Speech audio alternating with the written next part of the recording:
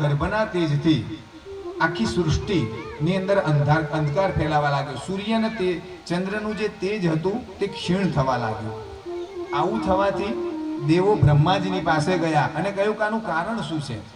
ત્યારે બ્રહ્માજીએ યોગ ક્રિયાથી જાણ્યું કે એક વખતે આ સનત કુમારો બદ્રિકાશ્રમથી વૈકુંઠમાં જવાની તેમની ઈચ્છા થઈ અને તે સનત કુમારો ત્યાં પહોંચ્યા. વૈકુંઠમાં 7 દ્વાર પાસ કરી એમાં 6ઠું દ્વાર કરીને 7મા દ્વારે જીવા જઈને ઊભા રહે છે અને ત્યાં જય અને વિજય ભગવાનના દ્વારપાલો ત્યાં ઊભા હતા. તેમને અહીંયા રોક્યા અને જ્યારે આ બંને આ સનત કુમારોને રોક્યા એટલે સનત કુમારો ત્યાં ક્રોધિત થઈ ગયા. સનત કુમારો કહે કે આપ અમને રોકો છો? અમે તો ભગવાનનું ભજન કરવા વાળા છીએ. જય વિજય કંઈ જાણ્યું નહીં અને સનત કુમારોએ ક્રોધિત થઈ અને તેમને ત્યાં આગળ શાપ આપ્યો કે તમે જેમ અમને અહીંયા રોક્યા છે તો આપ પૃથ્વી ઉપર જાઓ અને ત્યારે તમે ભગવાનને પ્રાપ્ત કરશો. ત્યારે ભગવાન ત્યાં આવ્યા તો એમને કહ્યું કે અમને તમે છોડાવો, અમને આવો શાપ ના આપશો. તો એમને કહ્યું કે તમે ભગવાનને શત્રુભાવથી ભજશો તો તમારો ઝડપી 3 જ જન્મની અંદર પત્તો પડશે, પણ જો ભગવાનને એ સિવાયના ભાવથી ભજશો તો પત્તો લાગશે નહીં. અને ત્યારે જય વિજયના શાપથી એ જય વિજયને આ સનત કુમારોના શાપથી એ પૃથ્વી ઉપર આવવું પડ્યું અને તે તેમના જે જન્મ હતા તે રાવણ અને કુંભકર્ણનો એક, બીજા નંબરમાં હિરણ્યાક્ષ અને હિરણ્યકશિપુ, આજે દિતિના ગર્ભથી જે જન્મ લેનારા, અને બીજા શિશુપાલ અને દંતવક્ત્ર. આ જે એમનો જન્મ થયો તે જન્મ લઈ અને આ હિરણ્યાક્ષ જેવો આનો ગર્ભમાંથી જન્મ થયો તે યુદ્ધ કરવા માટે દોડ્યો. બધાની પાસે ગયો, વરુણની પાસે ગયો, તમે મારી પાસે યુદ્ધ કરો. તે યુદ્ધ કરતો ત્યારે વરુણે કહ્યું કે તમે શ્રીહરિની પાસે જાઓ યુદ્ધ કરવા માટે. અને તે તરત જ તે કે શ્રીહરિ કઈ જગ્યાએ છે? તો તે કે સમુદ્રના પેતળમાં ગયા છે. અને તેમને ખબર હતી વરુણને કે આનો રસ્તો કરવો હોય, જો કાંટો કાઢવો છે તો ભગવાન શ્રીહરિ સિવાય કોઈ નહીં કાઢી શકે. તરત જ તે ત્યાં આગળ તેમની સાથે યુદ્ધ કરવા ગયો.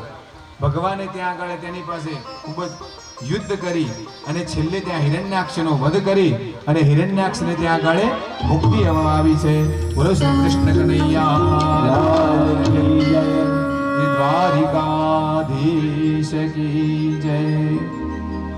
આ બાજુ મનુ મહારાજ અને શત્રુપાની જે દીકરી હતી દેવહૂતિ, તેના લગ્ન જે કરદમ ઋષિની પાસે કર્યા હતા. વિદુરજી અહીંયા મૈત્રેયજીને પૂછે છે કે હે આ મનુ મહારાજની વંશની જે વૃદ્ધિ વિશે અમને જણાવો. ત્યારે આ બાજુ જે પ્રસૂતિ હતી તે દક્ષ પ્રજાપતિને ત્યાં લગ્ન થયા હતા. આકુતિને તેનાથી વંશની વૃદ્ધિ થઈ. આકુતિ દ્વારા 2 સંતાનો પ્રાપ્ત થયા, એક યજ્ઞ અને બીજા શ્રી. તે બંને ભાઈ બહેન હતા અને તેમના લગ્ન દ્વારા સૃષ્ટિની વૃદ્ધિ થઈ.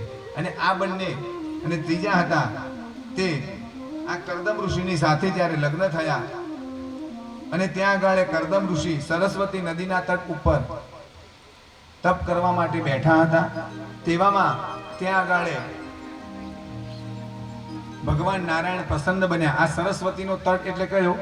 આપણા સિદ્ધપુરની પાસે જે બિંદુ સરોવર છે તે સરસ્વતીનો તટ. અને ત્યાં આગળ આ કરદમ ઋષિએ ત્યાં તપ કર્યું હતું અને એ તપ કરતા હતા તે સમયે ભગવાન નારાયણ તેમના ઉપર પ્રસન્ન બન્યા અને તેમને કહ્યું આપને શું જોઈએ છે? વરદાન માંગો. ત્યારે કરદમ ઋષિએ કહ્યું કે મને મારા જેવી શીલવાન અને ત્રણેય પુરુષાર્થને જાણનારી પત્ની તેની સાથે લગ્ન કરવાની ઈચ્છા છે. ત્યારે ભગવાને કહ્યું કે તથાસ્તુ. 3 દિવસ પછી અહીંયા મનુ મહારાજ આવશે અને તેમની પત્ની શત્રુપાની સાથે આવશે અને તેમની દીકરી તેની સાથે આપણે લગ્ન કરવાના છે. તે દેવહૂતિને લઈને 3જા દિવસે મનુ મહારાજ ત્યાં પધાર્યા. આશ્રમની અંદર દેવહૂતિ તેમની પાસે આવી છે. કરદમ ઋષિને તેની પરીક્ષા કરવાની ઈચ્છા થઈ એટલે કરદમ ઋષિએ ત્યાં આગળ એક આસન મૂક્યું એટલે આ શત્રુપાએ શું કર્યું કે તે દેવહૂતિ તેને તે આસનને લઈને સહેજ વાળી દીધું અને સાઈડમાં મૂકીને એની ઉપર બેઠી. એટલે એનાથી બે વસ્તુ થઈ કે જે આવનારા ભવિષ્યના જે પતિ હતા તેની સેવા ના લેવી પડે, અને જે આસન વાળીને મૂક્યું તો તેમને અવગણના ન થાય. અને આ રીતે તેમને મનુ મહારાજે કરદમ ઋષિની સાથે તેમની કન્યાના લગ્ન કરવા માટે અનુમતિ આપી. અને કરદમ ઋષિએ એટલું કહ્યું કે હું જ્યારે પુત્રની પ્રાપ્તિ થશે ત્યારે હું સંન્યાસમાં પાછો જતો રહીશ. આ બાજુ તેના લગ્ન કરાવી મનુ મહારાજ પાછા પોતાના રાજ્યમાં આવે છે.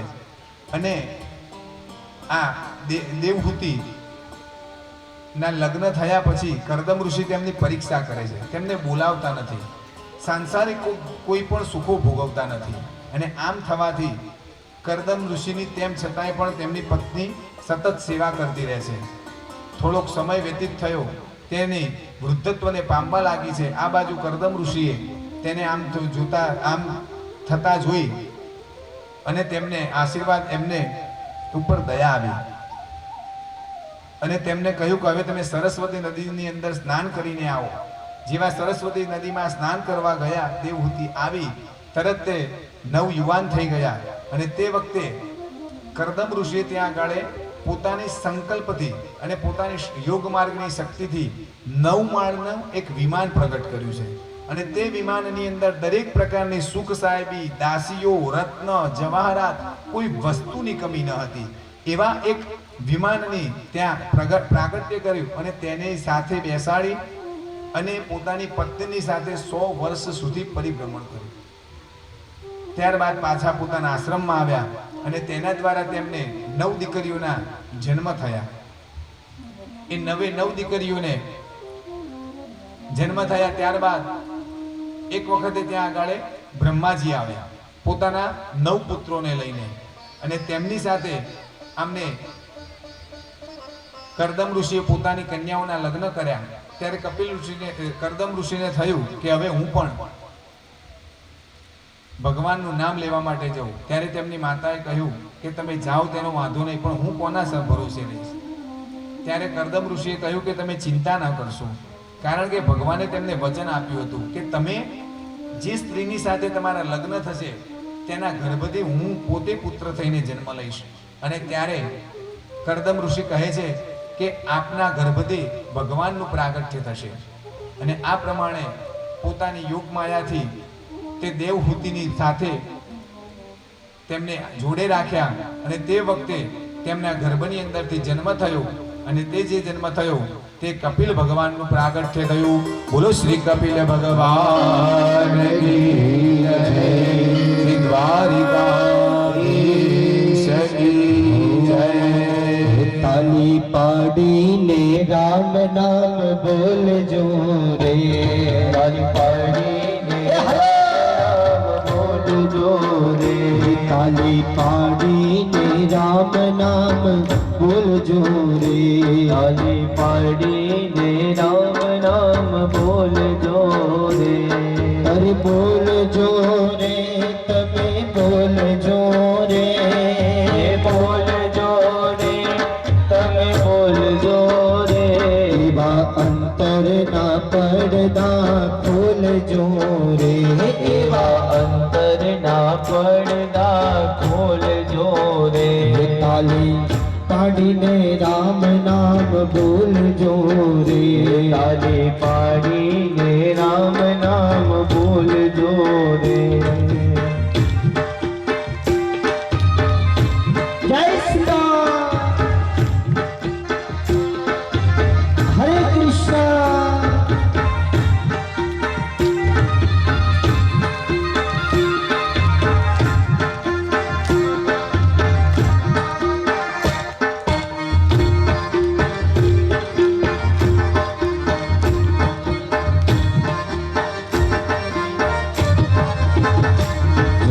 ખેતરમાં દાણા ગવાય છે રે.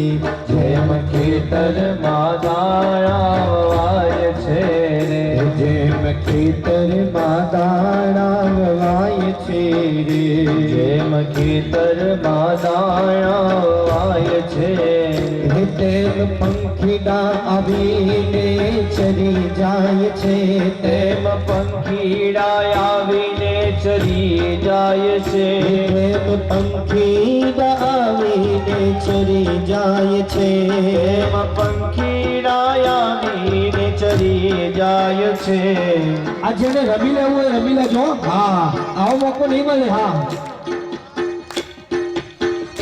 તેમ પંખીડા આવીને ચરી જાય છે તેમ પંખીડા આવીને ચડી જાય છે તાળી પાડીને રામ નામ બોલજો રે તાળી પાડીને રામ રામ બોલજો રે હે રામ નામ બોલો તમે બોલજો રે હે રામ રામ રામ તમે બોલજો રે તમે અંતરના પડદા ખોલજો હે રે તમે અંતરના પડદા ખોલજો રે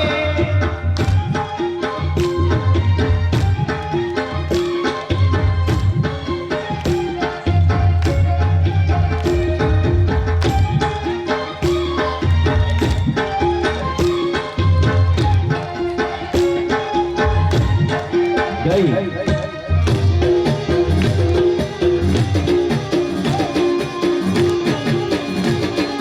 તાળી તાળી